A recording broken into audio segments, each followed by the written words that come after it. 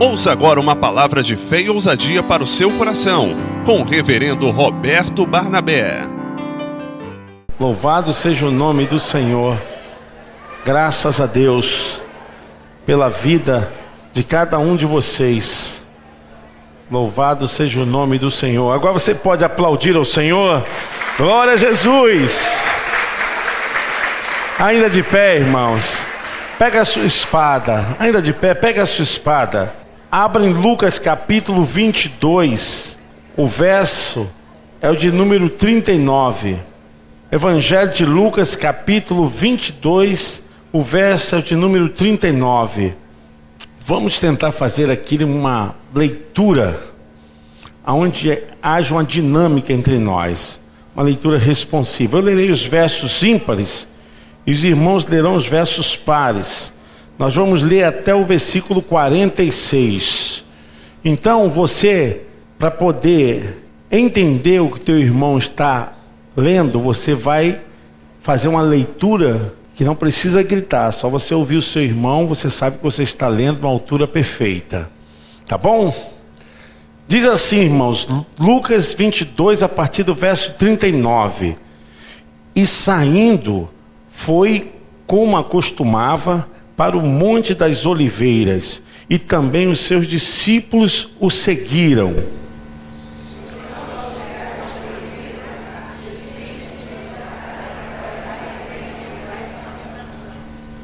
Apartou-se deles cerca de um tiro de pedra, e pondo-se de joelhos, orava.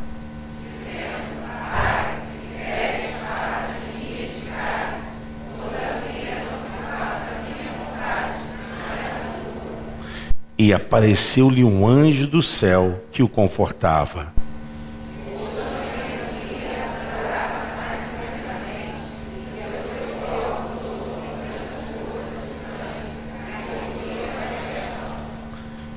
Levantando-se da oração, foi ter com os seus discípulos e achou-os dormindo de tristeza.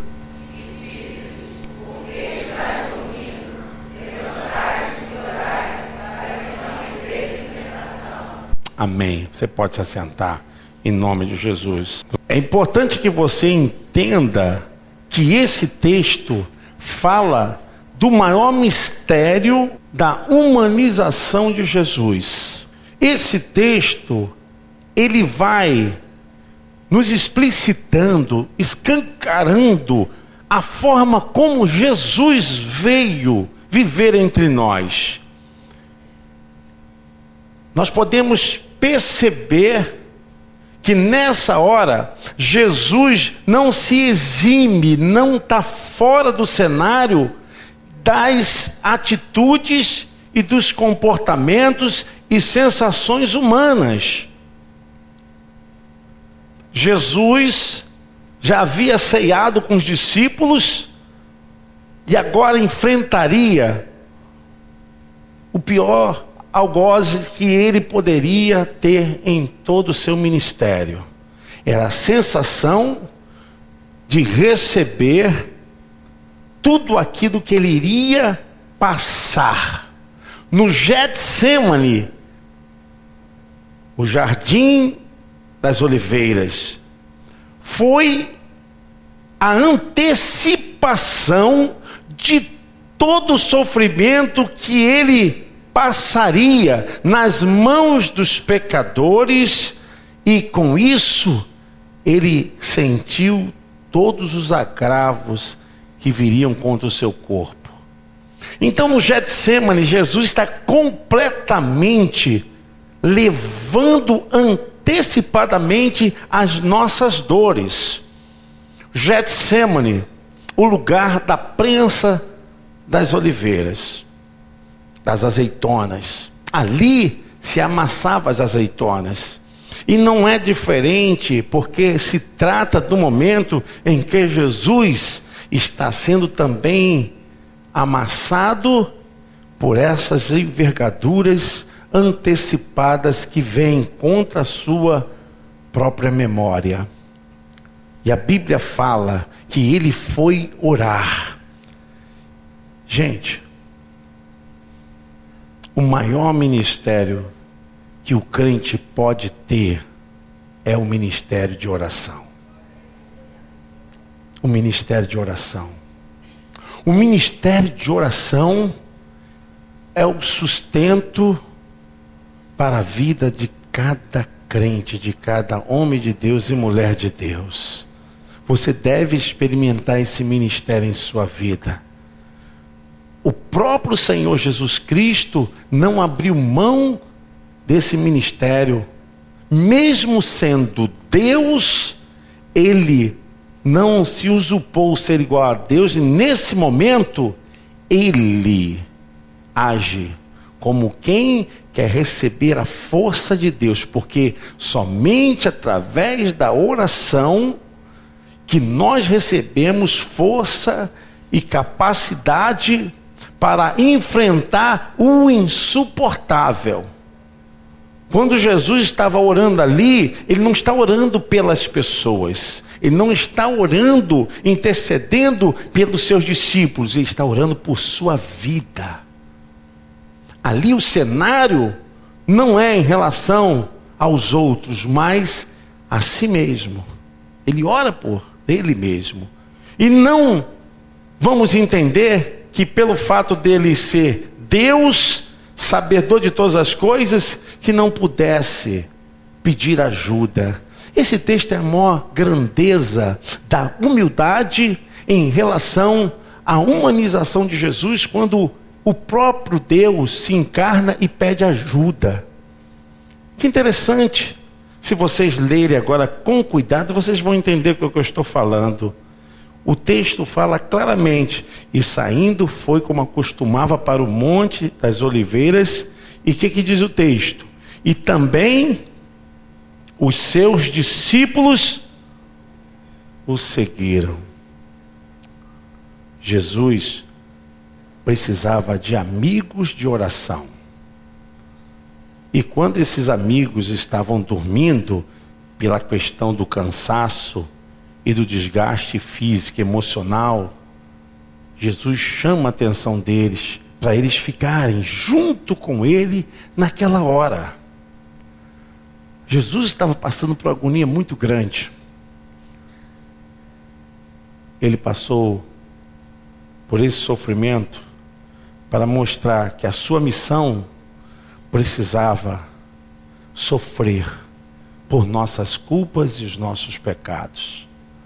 A gente às vezes fala assim: a salvação é pela graça. É assim mesmo, está certo. Lá em Efésios 2:8 fala sobre isso. Pela graça sois salvos. E isso não vem de vós, é dom de Deus. A salvação é um dom de Deus. Deus decidiu salvar o homem. Deus decidiu salvar os pecadores. Isso foi decisão de Deus. Deus, na eternidade, já tinha um plano para a salvação de toda a humanidade. Mas por fato de ser um plano de graça, não significa que não foi pago um preço. Jesus pagou um preço. E nesse texto, irmãos, a gente aprende tanta coisa.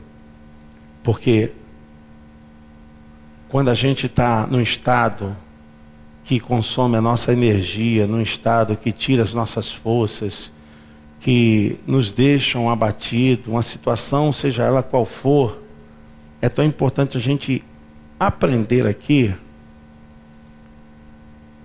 que Deus pode nos confortar, que Deus pode trazer amigos de oração e que nós somos transparentes diante de Deus.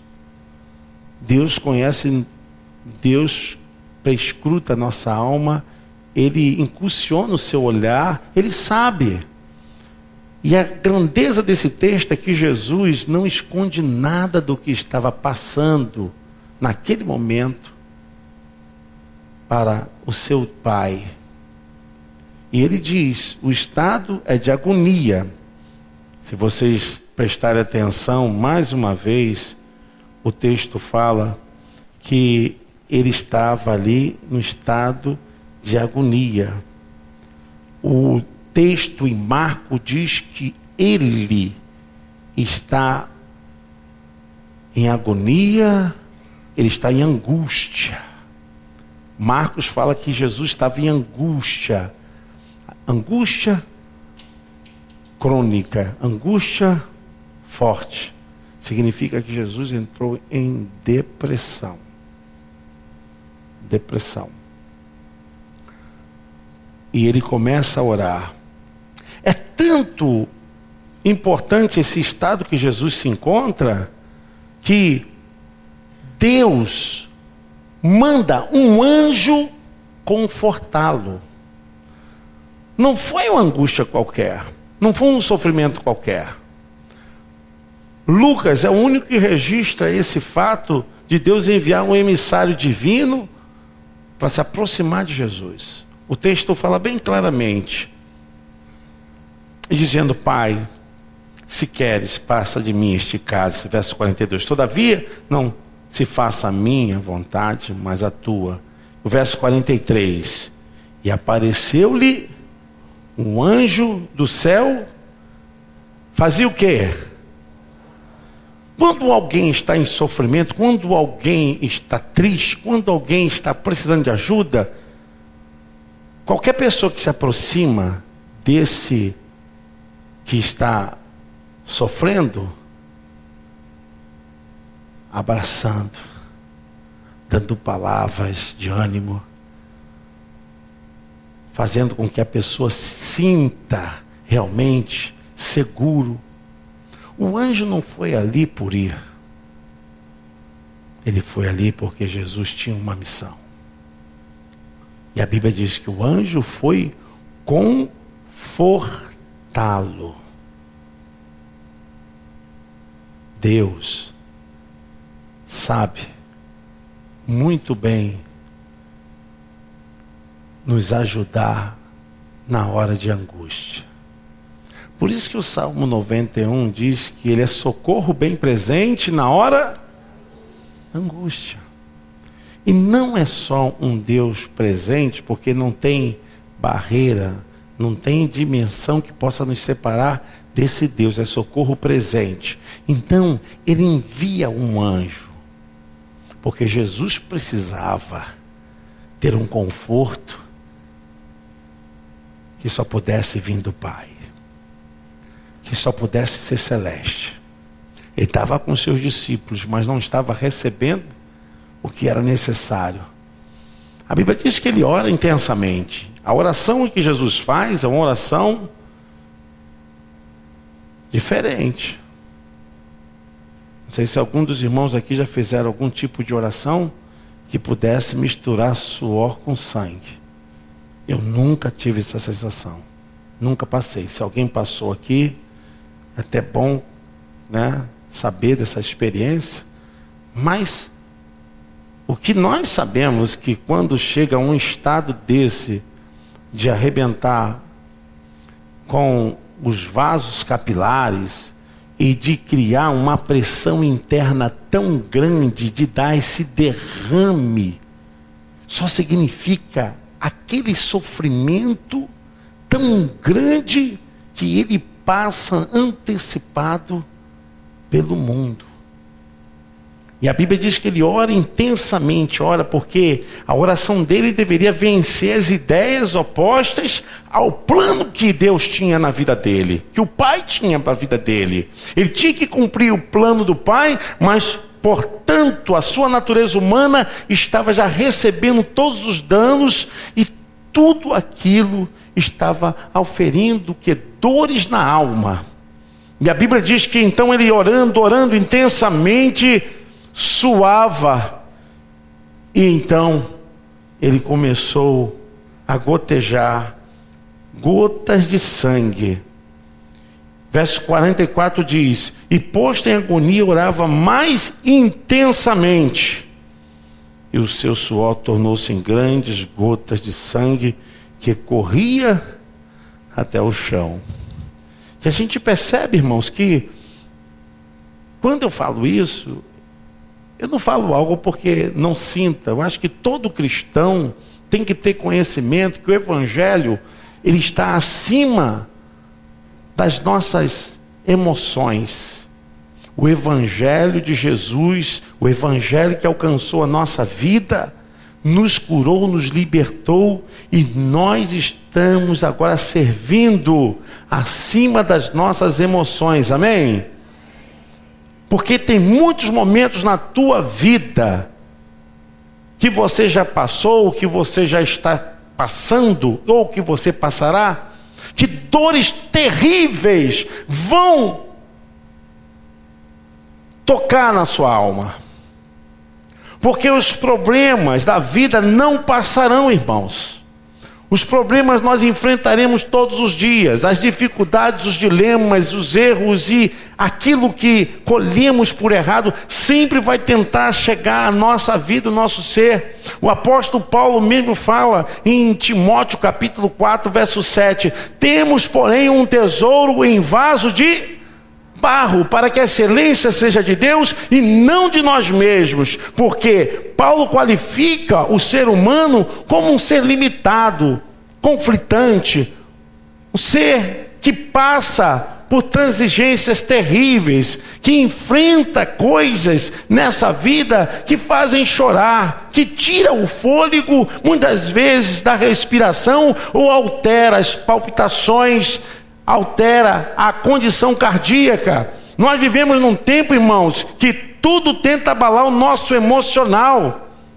Tudo tenta abalar a nossa vida relacionada àquilo que fazemos com a família, com parentes, com a nossa aspiração profissional. Tenta nos tirar do eixo.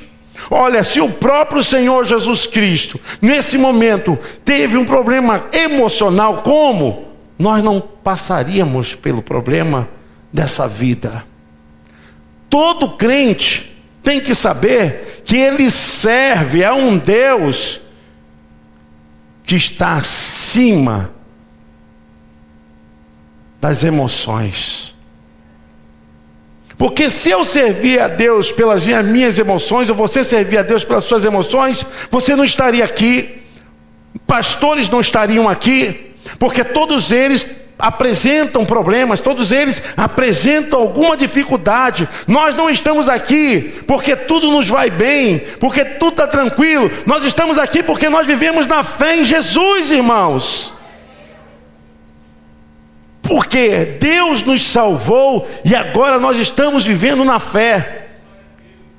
Jesus Cristo agora estava diante de um dilema em que ele tinha que enfrentar. E o problema que ele tinha que enfrentar como um homem cheio do Espírito Santo. Um homem cheio do Espírito Santo. É provável que cada um de vocês nessa noite tenha alguma coisa incomodando.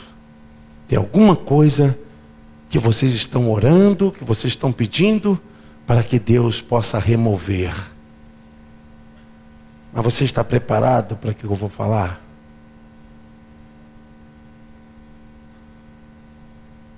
Nem tudo Deus vai remover.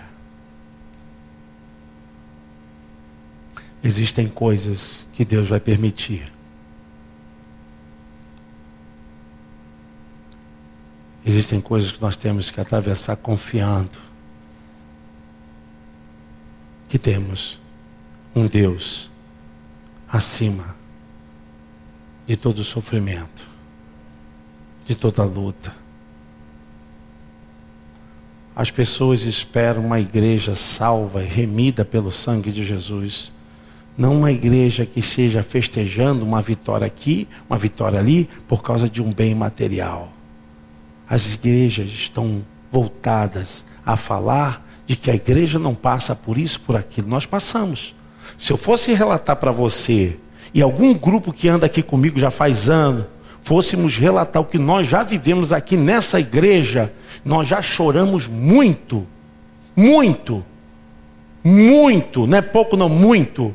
Muitas vezes eu não tinha nem sono, por tanta perturbação que estava na minha cabeça, como eu iria fazer. Mas existem coisas que Deus, Ele vai mandar anjo para nos confortar. Ele vai mandar a sua presença. A sua presença vai se manifestar. através do louvor, através da pregação da palavra, através da oração, através de um abraço de um irmão, através, meu irmão, de alguém que sorri para você, você vai sentir Deus. Aquele momento foi o que os teólogos chamam de teofania. Teofania é a forma humana das coisas divinas se revelarem. E a Bíblia diz que naquele momento o anjo apareceu para tocar em Jesus.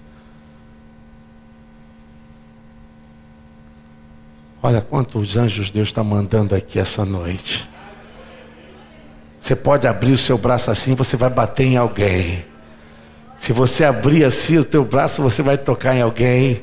E se você crer, é o anjo do Senhor tocando na tua vida, te confortando, amém? Você pode aplaudir o nome do Senhor.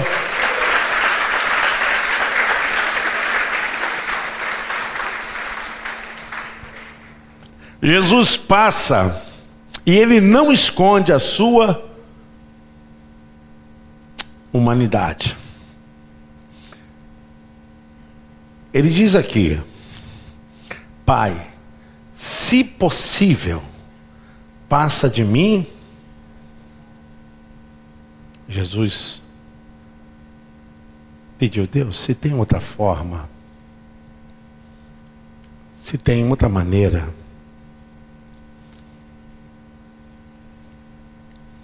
afasta de mim essa missão.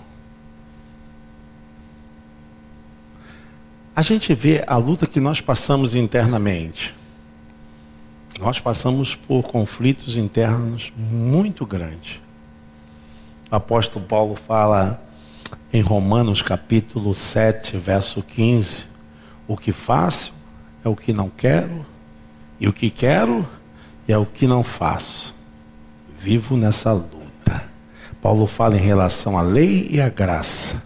Ele nunca alcançava pela lei aquilo que deveria fazer, mas o que não deveria fazer estava sempre presente dentro dele. Nós vivemos nesse conflito e Jesus, ele falou sobre isso. E chega um momento em que ele sabe perfeitamente que melhor do que a vontade dele é a vontade do Pai. Você está entendendo o que o Espírito Santo está falando para você hoje? Que melhor do que a nossa vontade é a vontade do Pai. Porque se eu for fazer a obra de Deus pelo crivo do que eu quero, do que me satisfaz, eu não vou agradar a Deus. Quando as pessoas veem repartição pública, hospitais, cemitério, igrejas, né? E vê sempre a cruz. Alguns não entendem, mas ali a cruz, para nós, significa morte. Morte. Mas agora que temos a consciência da palavra, a morte que se refere, quando Jesus disse: quem quiser me seguir, toma a sua cruz, negue-se a si mesmo e... negue-se a si mesmo, tome a sua cruz e siga. A cruz representa hoje para nós uma das maiores lutas espirituais, tentando nos redimir dessa condição da natureza humana. Por quê? Porque, na verdade, o nosso desejo não é fazermos a vontade de Deus. Porque o que operava em nós é a lei do pecado.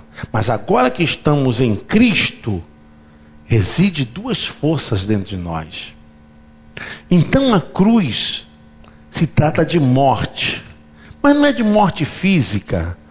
Não é de morte da pessoa desfalecer. É de morte da vontade. A cruz hoje significa a redenção de Cristo sobre a nossa vontade. Essa é a maior luta. Por que há sempre conflitos e guerras? Por que há sempre confusão? As pessoas estão sempre se digladiando. Por quê? É a vontade de um povo contra outro povo, é a vontade de um líder contra outro líder, é a vontade de uma comunidade contra outra comunidade, e aquilo cria a guerra e gera confusão. No reino de Deus, nós somos regidos justamente pela vontade do nosso Deus. Vocês vão entender por que Jesus estava vivendo aquele momento e disse: Senhor, se possível, passa de mim esse cálice. Ele diz: todavia, porém, seja feita a tua vontade. A vontade de Deus naquela hora, embora fosse difícil, era o melhor. Eu quero dizer para você essa noite, a vontade de Deus para a sua vida. Talvez você esteja no Getsemane, lugar de prensar azeitonas, lugar de sofrimento. Mas é aí no Getsemane que você vai ter o maior encontro com Deus. Os nossos maiores encontros com Deus sempre são realizados através de grandes momentos de dificuldade. Você pensa que está agora acabado, tudo ruim? Olha só, para encerrar. Se Jesus desistisse, alguém poderia perguntar: Jesus poderia desistir? Claro, claro que poderia. Se Jesus desistisse, como ficaria o plano da salvação da humanidade? Se Jesus falhasse, olha a guerra que aconteceu ali no Getsemane. Imaginem vocês ali, todo o inferno, Satanás agora regendo o coral do inferno e falando aos ouvidos de Jesus: desista, desista. O coral se formou. Mas ali nós podemos observar uma coisa. Jesus, ele abre mão da sua vontade. Ele abriu mão da sua vontade. Essa é a coisa mais difícil, né, irmãos? A gente abrir mão da nossa vontade. O apóstolo Tiago, ele fala no capítulo 4: irmãos, de onde vêm as guerras? De onde vêm os conflitos? De onde vêm as confusões? Senão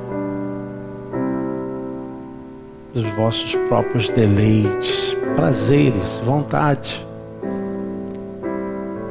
Quando nós estamos hoje na Santa Ceia e temos o exemplo do maior mestre que já viveu aqui na terra, de se resignar, de se colocar diante da vontade de Deus, o que nós esperamos hoje é que o Espírito Santo possa tratar da nossa interioridade, cuidar das nossas vidas, pedir ao Senhor que possamos hoje colocar diante dele a nossa vida, ceiarmos na presença do Senhor, mas ceiarmos diferente, estarmos diante de Deus diferente.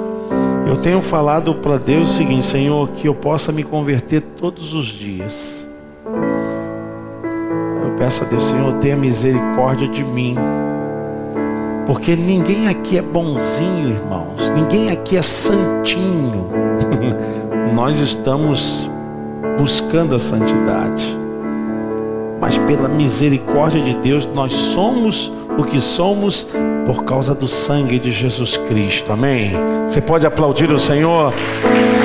É Ele que nos faz, é Ele que nos sustenta, é Ele, a glória é dele.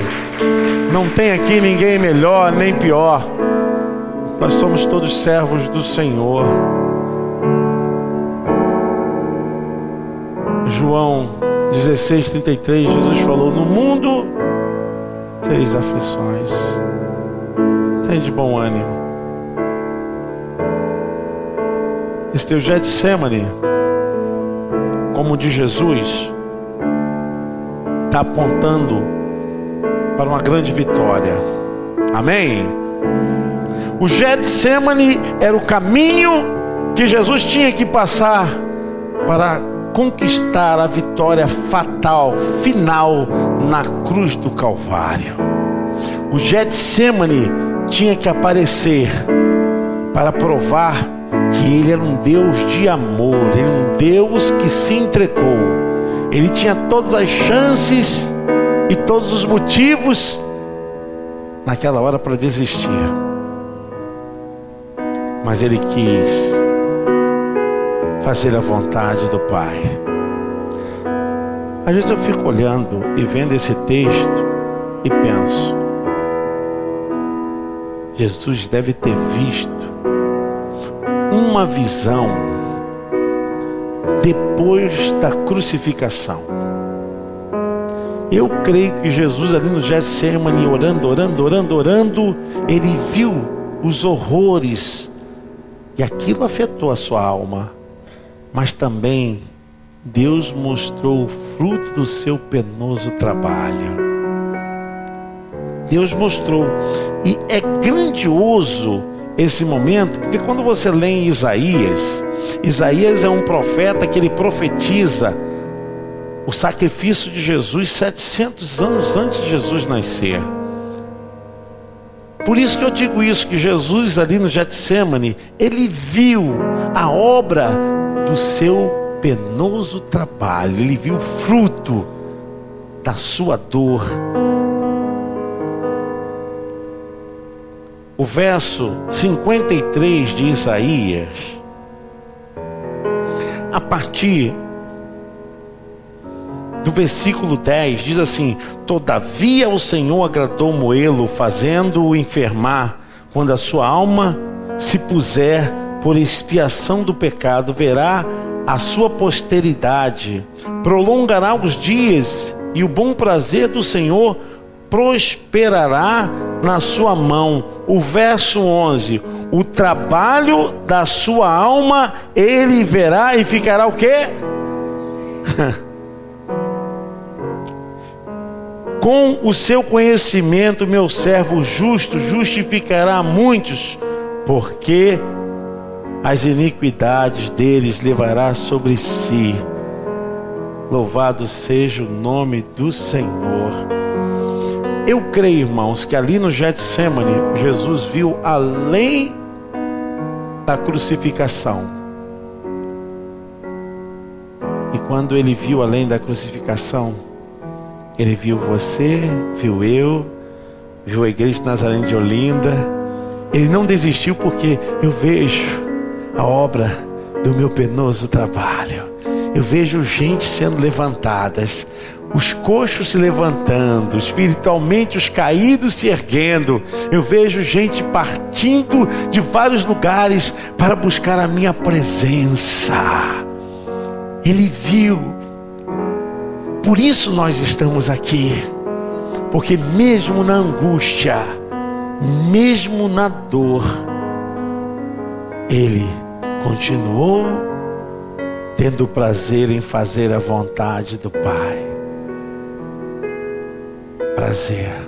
Eu quero que você, em nome de Jesus, essa noite sinta um entendimento chegando até a tua consciência. Você não serve a Deus por aquilo que Ele te dá, por aquilo que Ele pode fazer por você. Você o serve porque Ele é o Deus da sua vida, da sua salvação. Porque Deus tem um plano maravilhoso através de você no mundo espiritual, no mundo onde as coisas acontecem que os olhos carnais não podem enxergar. Somente quem tem olhos espirituais e ouvidos espirituais podem entender, podem ver e ouvir as coisas de Deus. Eu quero que você se ponha de pé. Quero orar por sua vida, como também por minha vida. Eu quero que você hoje entenda que o seu Getsemane não é maior do que o seu Deus. O seu Getsemane é o quê? Talvez é o momento que você está passando, atravessando. Talvez é uma perda, é uma retirada. Talvez uma frustração, uma decepção. Não sei, irmão, o que é agora o seu Getsemane. Mas eu quero dizer, depois do Getsemane, você vai alcançar a vitória. Levante a sua mão em nome de Jesus.